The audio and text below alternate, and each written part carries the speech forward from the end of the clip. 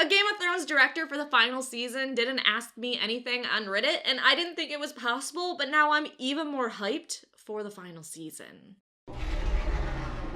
Warning, this video contains spoilers or potential spoilers for the final season of Game of Thrones. If you don't like spoilers, please don't watch this video. So first, let's talk about what David Nutter, a Game of Thrones director, said on Reddit during his Ask Me Anything, because honestly, that dude got me super excited. In the Ask Me Anything thread, he not only described the final season in 3 words, spectacular, inspiring, and satisfying, but revealed each episode of the final season will be longer than 60 minutes in length and will be dancing around the bigger numbers. Which is a clear indication these coming episodes will be some of the longest in Game of Thrones history, which, kinda hoping for still, means we're going to be pushing 90 minutes on some of them, or maybe even all of them.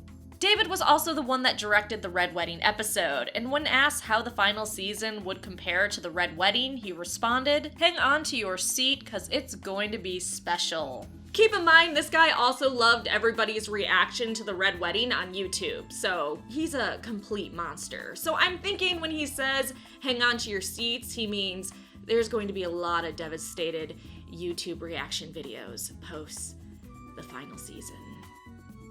On how directing the first episode compared to any other episode of the season, he responded, "I've never directed an opening episode of Game of Thrones before until season 8, but I think it's really important to make a splash. You have to reset the table, put everyone back in their place. You have to take them to their next position, but you have to entertain, that's what's most important." So that makes me think that the first episode is going to start the season off with a big bang, which honestly, with only 6 episodes in this final season, every episode has to be really, really good. On the biggest challenge of directing the final season of Game of Thrones, he responded, "The biggest challenge directing the final season of Game of Thrones is just the importance of getting it right. There was not a second chance to get all of these sequences right, and a lot of sequences had many actors in them and some wonderfully intimate scenes as well. So really it was about taking these characters from point A to B to C to D to E in the various episodes that I did, and making sure that it all balances out properly. We had a lot of rehearsal time, and that was really the thing that saved me more than anything else. I'm very happy with the chance to get in there and rehearse with the actors, and I think they were too, and I think it turned out quite well. I think I'm most relieved about the wonderfully intimate scenes, because if this was all battle scenes and action sequences in the final season, I would be really disappointed. I don't want to see just cuts of them fighting the White Walkers and Cersei drinking wine. Do I?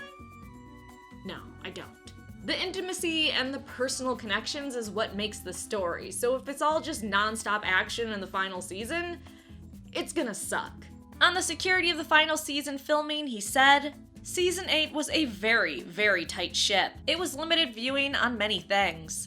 Not a lot of paper on the set, like none. No scripts were printed. We only use iPads and things of that nature. It was much more serious than in the past, but the security has always been high." Which is all well and good, but what really worries me is while he said we will definitely see a direwolf in season 8, he made it sound singular. However, he could have phrased it like that on purpose, but I'm scared. I hope we get Nymeria and Ghost in the final season, fighting side by side. Ooh, or fighting a white summer. He also mentioned characters we know will die this season, and we'll also be introduced to new characters this season, which, doubt of both. Anyone that thinks we're not going to lose any main characters in this final season, well, you're just too gentle for this world.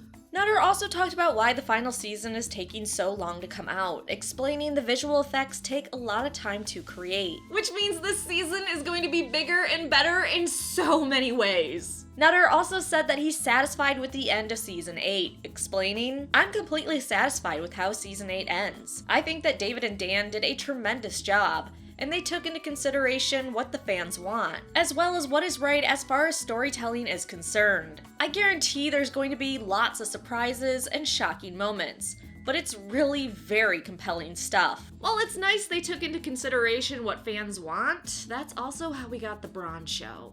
Don't do that. Just write a good story and people will watch. Don't try to appease people. It's a bad idea." Moving on, him talking about feelings on set, knowing it was the final season, was just sad. He wrote, "It was a chance for a lot of characters to work together that hadn't worked together before, or at least hadn't worked together in a long time. So there was a sense of discovery and appreciation. Everyone saw it was coming to an end, so there was a real family sensibility to it, knowing that it was about to end. Lots of tears, lot of sadness, but it was very special." That's really nothing new, as we've known a lot of characters are going to be in scenes together that haven't been in scenes together in a long time, or who have never actually shared a scene together as of yet. Really, I think his only bullshit answer was when he was asked about his opinion on actors not knowing what their characters really thought or were planning to do. Jackin's actor comes to mind with that guy's final scene, because during his interviews, he had no idea what was going on or what his character was thinking or really doing. Nutter responded, "I think it's important that the actors know the basic feeling of the character's wants, desires, and needs, but also important to allow the actors to play with it and get a feel for it, because they're all so wonderfully good at what they do, so you don't want to put a stop sign in front of them. You want them to keep trying new things. It's important to let them do that and balance that out. Also, you want them to know it well enough that when they're doing it, they're not thinking too much about it." Yeah, I don't know, still kind of weird that certain actors and actresses didn't know what their character was thinking or really doing. In my opinion, at least, I'm not a director, so whatever. He was asked if the White Walker Army would be the only issue for the characters in the final season, to which he obviously answered no. He wrote, "The White Walker Army will not be the only issue our characters have to face in season 8. They also have to face each other." Makes sense that after, or maybe even during, dealing with the White Walkers, John and or Danny are also going to have to deal with that backstabbing skank, Cersei. Oh, and for the people that may care, there may or may not be time travel in the final season, but according to David, no time travel in any of his episodes. So I think I covered the most interesting things from David's Ask Me Anything, but if you do a quick Google search, you can take a look-sees yourself.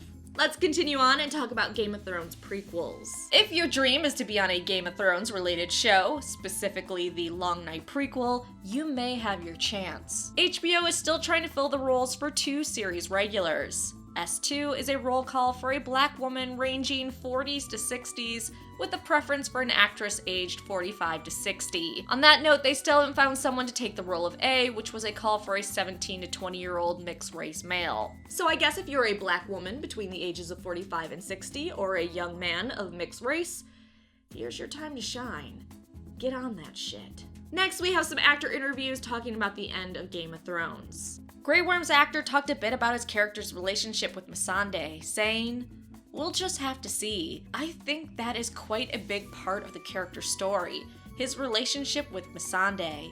So it's fair to assume that'll be a factor in the next season. But there's a lot going on, so..." I'd still be absolutely floored if one of them doesn't die. It has to be Missandei or Grey Worm. One of them has to die. But I'm also happy we're going to see some more intimate moments between the two, because, I don't know, again, I don't want nonstop action. I actually want some of the more personal stuff in this final season. But as the actor said, there's also a lot of other things going on this final season, like everyone trying to take out good guy Night King, trying to save Westeros. Euron's actor also talked about the final season, saying, "I can say one thing. When I read all the scripts, I was blown away. I'm so happy and I'm so thankful. I'm so proud I got to be a part of something as big as Game of Thrones. And I think in so many ways, it will forever change my life. Even though I have a small role, but nevertheless a significant one. And hopefully in season 8, I'll do enough monkey business to make an impact. He's a funny character. I honestly wish I had been able to come in earlier and develop him much, much more than I was able to."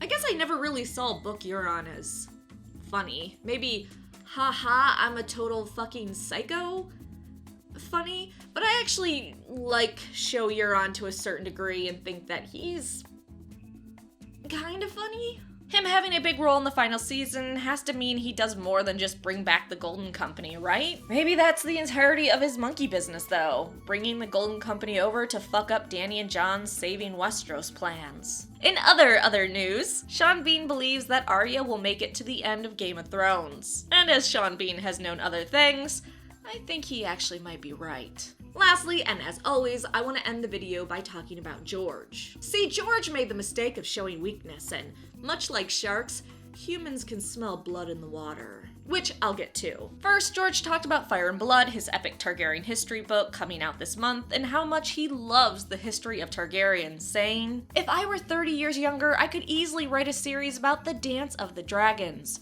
Or I could write the story of Aegon's conquest. Every one of the 13 children of Jaehaerys and Alysanne has a story that could be told about him or her. Their rise, their fall, their triumphs, their deaths. It was a lot of fun to create, a lot of fun to live in that world again." I always love seeing George's enthusiasm for the world of Ice and Fire. So many people try to say, oh, George has lost his passion for the series and blah blah blah. No, he fucking hasn't. Now, what caused the headlines you probably saw, "Why George is struggling to write Winds of Winter," is because of this part of the interview where he explained why Winds is taking so long. He said, "I've been struggling with it for a few years. The Winds of Winter is not so much a novel as a dozen novels, each with a different protagonist, each having a different cast of supporting players and antagonists and allies and lovers around them, and all of these weaving together in an extremely complex fashion.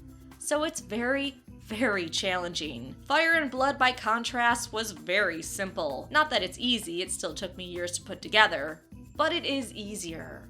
Cue the child adults throwing temper tantrums that George should have never been working on the World of Ice and Fire book or Fire and Blood. But it is understandable why George is struggling so much. The world he created, the plots he's woven, have made continuing the story of Ice and Fire extremely difficult. This complexity is why many fans love A Song of Ice and Fire. Though sometimes the same people that love that complexity then scream at George for needing to take time to work those plot lines and expertly continue them. And then there's the pressure of all the fans waiting for the next book, which he talked about saying, "The show has achieved such popularity around the world. The books have been so popular and so well reviewed that every time I sit down, I'm very conscious I have to do something great. And trying to do something great is a considerable weight to bear. On the other hand, once I really get rolling, I get into the world, and that happened recently with Fire and Blood. I was going to sleep thinking of Aegon and Jaehaerys and waking up thinking of them, and I couldn't wait to get to the typewriter. The rest of the world vanishes, and I don't care what I'm having for dinner, or what movies are on, or what my email says, who's mad at me this week because The Winds of Winter isn't out. All that is gone, and I'm just living in the world I'm writing about." But sometimes it's hard to get to that almost trance state. Which he also talked about writing in another part of the interview, saying, "There are days when I sit down in the morning with my cup of coffee, I fall through the page and I wake up and it's dark outside and my coffee is still next to me. It's ice cold and I've just spent the day in Westeros." George, just keep doing your thing. Most of us are adults with fulfilling lives that have plenty of other things to occupy our attention while we wait for your book. It's gonna be okay. Just continue writing the best story you can. Alright, so that is your Game of Thrones news update. Make sure you like, subscribe, and come back for more Game of Thrones news updates. And if you're one of my regular subscribers, a Game of Thrones history video, I swear, coming soon